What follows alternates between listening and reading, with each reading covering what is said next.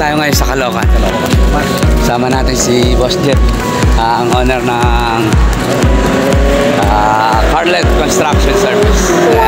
At magkukulang tayo ng mga gamit dito. So, papasok na tayo ng 12 AM. 12 PM wala, 12 PM. So, merienda muna tayo. Ayan, dito tayo sa Antipolo. Ito ang inyong kautol, patuloy na naghanap buhay.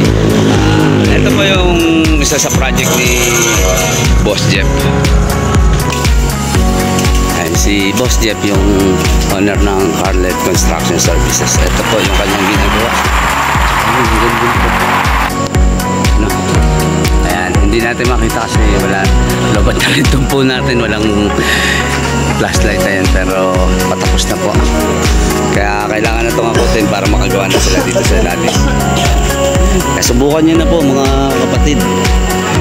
I-PM nyo na po ang Carlet Construction Services. At ako naman po, ayan, taga-service. Habang wala pa siyang service na pangabot, tayo naman yun na gagamit para panin yung mga gagamit nila.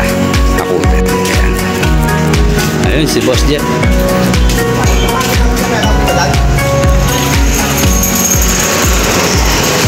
Boss Jeff, mga ilang araw paggawaan dyan?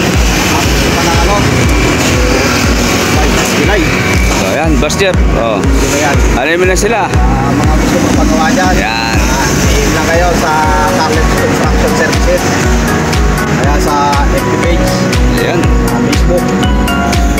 At nakita nyo naman po yung gawa natin sa, ano, yung sa Vista ba yun? Yung kinuna natin sa Terra Vista.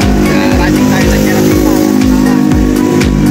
Makikita nyo rin po sa Carlet Construction Services page yung mga project niyan talaga, mga finish na, kung paano nagsimula at paano nila natapos. Kaya magpagawa na po kayo. Ano pa hinihintay nyo? Mag-withdraw na kayo sa inyong mga ipon at ipagawa nyo na, maulan ngayon.